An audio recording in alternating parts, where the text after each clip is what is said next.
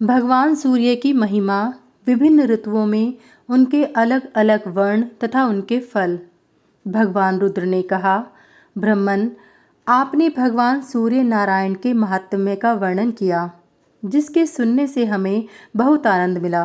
कृपा कर आप उनके महात्म्य का और वर्णन करें। ब्रह्मा जी बोले, हे रुद्र, इस सचराचर त्रिलोक्य के मूल भगवान सूर्य नारायण ही हैं।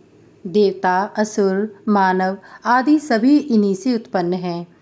इंद्र, चंद्र, रुद्र, ब्रह्मा, विष्णु तथा शिव आदि जितने भी देवता हैं, सब में इन्हीं का तेज व्याप्त है।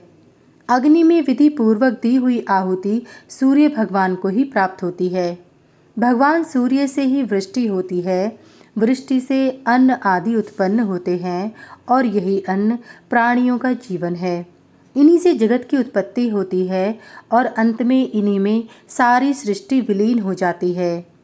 ध्यान करने वाले इन्हीं का ध्यान करते हैं तथा ये मोक्ष की इच्छा रखने वालों के लिए मोक्ष स्वरूप हैं।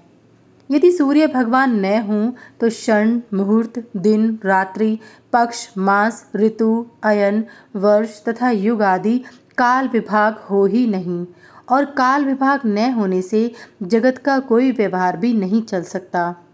ऋतुओं का विभाग न हो तो फिर फल, फूल, खेती, औषधियाँ आदि कैसे उत्पन्न हो सकती हैं, और इनकी उत्पत्ति के बिना प्राणियों का जीवन भी कैसे रह सकता है। इससे यह स्पष्ट है कि इस चराचरात्मक विश्व के मूलभूत कारण भगवान सूर्य नारायण ही हैं।